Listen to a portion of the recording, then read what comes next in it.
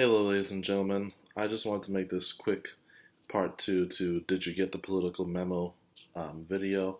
This is probably going to be extremely brief compared to my last video. I know it's been a super long time since I've done any one of these.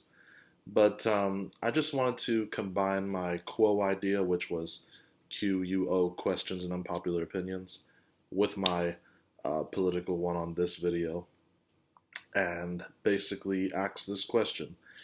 Has the Christian music industry become a political echo chamber?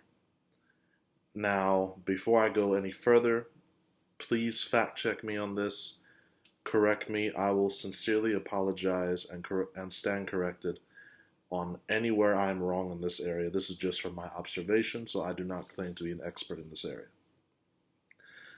From what I observed, I have seen for quite some time now, and especially in recent times, there seems to be not a lot of political diversity of opinion within the Christian music industry.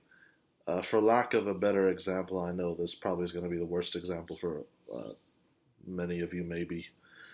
When last have you heard of a Christian music artist coming out in support of President Donald Trump?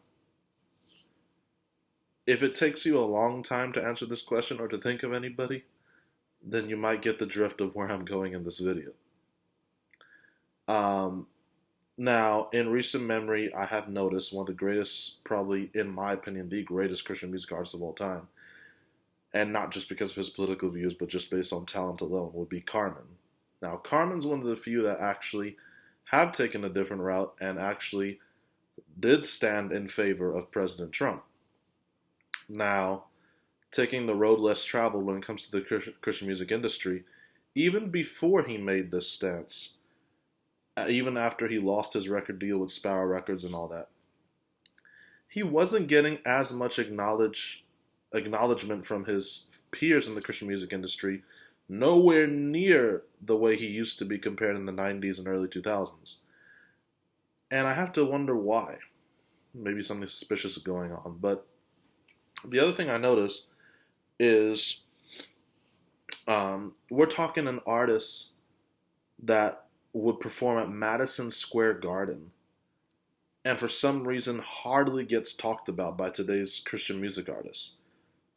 To quote the very famous L.A. Reid, basically to perform Madison Square Garden is like one of the pinnacles of success of an artist, paraphrasing.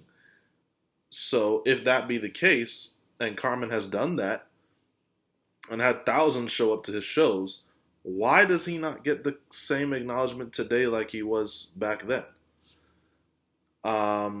Now, this leads into my next question. If there's no diversity of political opinion within the Christian music industry, is the church next? I know there's a whole lot of pressure, and this is why I wouldn't want to trade places with the president or with any pastor of a church at this point in time. There's a whole lot of pressure to side with certain things politically, racially, and all this other stuff within our world today because of what we're getting fed by the mainstream. And my question is, how quickly are we aligning ourselves with certain things without doing research? And then the second thing is the stances we're taking actually bringing unity or sowing discord? Because we know how much the Bible has to say about sowing discord among the brethren and how God hates that immorality. So, just a question, an unpopular opinion I want to put out there. I'm going to probably stop the video here. If you have anything further to comment, please feel free. And love you guys. Take care.